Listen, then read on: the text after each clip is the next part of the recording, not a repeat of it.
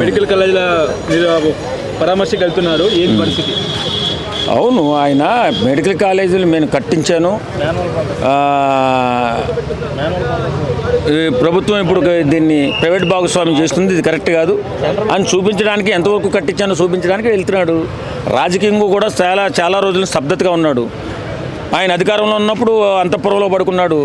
ఈవేళ ఏదో ప్రైవేట్ కాలేజీలు నేను ఓపెనింగ్ చేశాను, ఆ ఓపెనింగ్ చేసి వీళ్ళు పూర్తి చేయట్లేదు. వాస్తవంగా రాజకీయ నాయకుడు అనేవాడు ఒక మాట మీద నిలబడ్డవాడే రాజకీయ నాయకుడు. వాస్తవం చెప్పాలంటే 2021లో ఆయన ఓపెన్ చేసినప్పుడు 2023లో వీటిని ఓపెనింగ్ చేసేస్తా 17 కాలేజీలు అని ఈయన చెప్పిన మాట వాస్తవం. 2024 కూడా పూర్తి చేయలేకపోయాడు. ఈవేళ అవి నిరుపయోగంగా పడిపోయి ఉన్నాయి. దీన్ని ఏం చేస్తే బాగుంటుందని చెప్పి మన చంద్రబాబు నాయుడు గారు, పవన్ కళ్యాణ్ గారు ఆలోచించి పీపీపీ ద్వారా అయితే మనం నిర్వహిస్తే తొందరగా పూర్తయిపోయి ప్రజలకు అందుబాటులోకి రావడం ఒకటి, పేద ప్రజలకు వైద్యం కూడా క్వాలిటీ ఆఫ్ వైద్యం అందుతుందని చెప్పి ఆలోచన చేశారు. అందులో తప్పే ఉంది. అప్పుడు రాజశేఖర రెడ్డి చేశాడు, ఇప్పుడు చంద్రబాబు నాయుడు చేశాడు. దాన్ని వ్యతిరేకిస్తున్నాడు ఈయన. మరి వ్యతిరేకిస్తున్నప్పుడు ఆయన కొన్ని సమాధానాలు చెప్పాలి.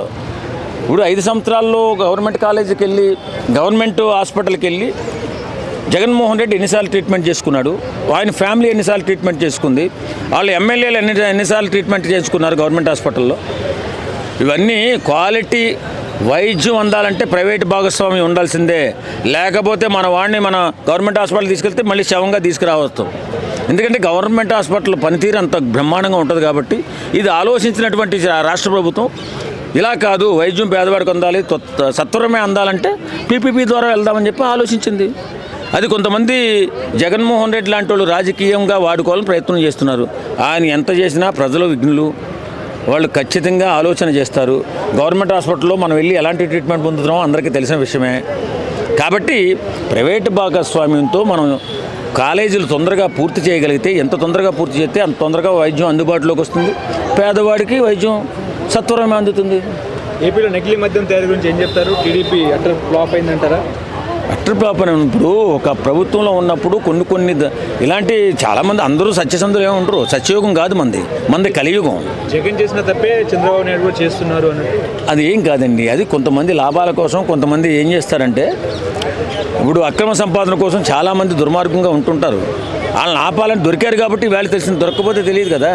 వాళ్ళు ఈ సంవత్సరంలో చేశారా, జగన్మోహన్ రెడ్డి ఉన్న 5 సంవత్సరాలు కూడా చేశారనేది కూడా లాగుతారు బయటికి.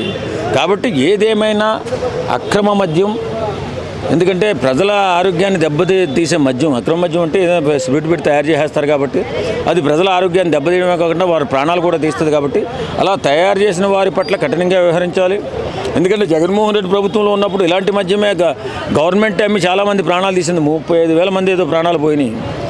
ఇప్పటికైనా కూటమి ప్రభుత్వం కళ్ళు తెరిచి ఇలాంటి వాళ్ళందరినీ పట్టుకుని బొక్కలే ఇస్తే కానీ ఈ సమస్య పోదు. మిథున్ రెడ్డి బీజేపీలోకి వెళ్ళే అవకాశం ఉంది అన్నట్టు కూడా వార్తలు వస్తున్నాయి.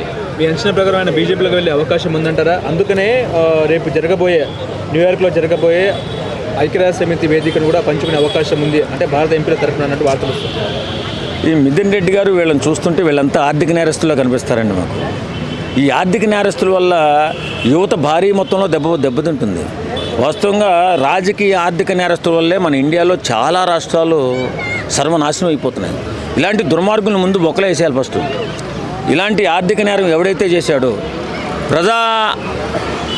ప్రజలకు అందవలసినటువంటి ఫలాల్ని అక్రమంగా లాగేసుకుని రాష్ట్రాలు సర్వనాశనం చేస్తున్నటువంటి ఈ ఆర్థిక నేరస్తులను ఎవరిని కూడా క్షమించకూడదు. ఆ బీజేపీలో పోతాడా, ఇప్పుడు రాజకీయంగా ఏదైనా ఇబ్బందులు ఉంటే కాపాడితే అధికారంలో ఉన్న వాళ్ళ పక్కకు పోవడం అలవాటుగా మారిపోయింది. కాబట్టి ఇలాంటి దుర్మార్గులు మాత్రం క్షమించకూడదు. ఆర్థిక నేరస్తులు సంపాదించుకున్న ఆస్తులు జనాలకి సక్రమంగా అందేలా చేసేస్తే లాగేసుకుని అప్పుడు కానీ వీళ్ళకి బుద్ధి రాదు.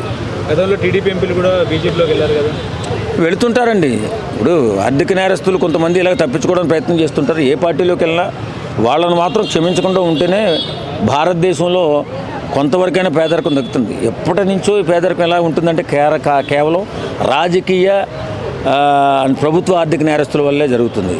ఈవేళ చాలా వర్గాల్లో చదువుకోలేకుండా నిరసరాశులుగా, కూలీలుగా దుర్భర జీవితాన్ని అనిపిస్తున్న చాలామందికి వాళ్ళు అలా ఉండడానికి కారణం రాజకీయంలో ఉన్నటువంటి ఆర్థిక నేరస్తులు, అలాగే ప్రభుత్వంలో ఉన్నటువంటి కాంట్రాక్టర్లు, గూండాలు వీళ్ళంతా ఆర్థిక నేరస్తులు కాబట్టి వీళ్ళందరి తప్పు వల్లే వేళ ప్రజలు చాలా ఇబ్బందులు పడుతున్నారు, యువత చాలా ఇబ్బందుల్లో పడుతుంది. వాళ్ళు కూడా అవకాశాలు లేకుండా ఎక్కడ వేసిన కొంగలు అక్కడలా ఉండిపోయి యువత దుర్భర జీవితాన్ని అనుభవిస్తుంది. ఇప్పుడు మోహన్ బాబు యూనివర్సిటీ మీద ప్రభుత్వం ఉక్కుపాదం మోపే అవకాశం ఉందంటారా? మోపాలి, ఎందుకంటే నీతులు చెప్పేవాడే ఇలా అక్రమానికి పాల్పడితే ఖచ్చితంగా మోపాలి. ఎందుకంటే నేను పెద్ద నిజాయితీపరుణ్ణి, నేను గొప్పవాడిని అని చెప్పుకునే వాళ్ళు చాలామంది ఉన్నారు. ఆ గొప్పోడు ఎప్పుడైతే ఆర్థిక నేరస్తులని తెలిసిందో గవర్నమెంట్ దెబ్బ కొట్టి, గవర్నమెంట్కి దెబ్బ కొట్టడం అంటే ఏంటి? యువతకి దెబ్బ కొట్టడమే. ఎందుకంటే గవర్నమెంట్కి 10 రూపాయలు కలిసి వస్తే ఆ 10 రూపాయలతో అభివృద్ధి కార్యక్రమాలు చేస్తే యువతకి భవిష్యత్తు ఉంటుంది, వాళ్ళకి ఉద్యోగాలు వస్తాయి. మరి ఇలాంటి వ్యక్తులు ఇలా మోసాలు చేసుకుంటూ పోతే రేపొద్దున యువత భవిష్యత్తు ఎవడు చూస్తాడు? గతంలో వైసీపీకి సపోర్ట్ చేశారు కాబట్టి ఈ రకంగా వ్యవహరిస్తున్నారనేది చర్చ. ఎవరు అంత అన్యాయంగా వ్యవహరిస్తే తెలిసిపోదండి. వీళ్ళు దుర్మార్గంగా, వీళ్ళు వైసీపీ వాళ్ళ మీద కక్షతో ఇలాంటి దుర్మార్గమైన పనులు ఒకవేళ వాళ్ళు చేయకపోయినా చేశారని చెప్తే రేపొద్దున వాళ్ళ పరిస్థితి కూడా ఇంతే వస్తుంది. వాళ్ళేం దేవుడి బిడ్డలు కాదు, వీడు దేవుడు కాదు. నేనేమంటానంటే ఎవడో చెడు చేస్తే వాడికి వెంటనే రివర్స్ కొడుతుంది. కాబట్టి మనం ఆలోచించవలసింది బిడ్డల భవిష్యత్తు, వాళ్ళ భవిష్యత్తుని అంధకారం చేస్తున్నటువంటి ఈ ఆర్థిక నేరస్తుల పని పట్టడమే కావాలి మనకి. హలో, తెలుగు రాజ్యం ఛానల్ చూస్తున్నారా? సామాజిక, రాజకీయ, జీవన చిత్రణే తెలుగు రాజ్యం. అతిశయోక్తులు, అసత్యాలు ఉండవు. రాజకీయ కోణం కాదు, ప్రజా కోణమే కొలబద్ద. తెలుగు రాజ్యం వీక్షణ మీ ఉత్తమ అభిరుచికి నిదర్శనం.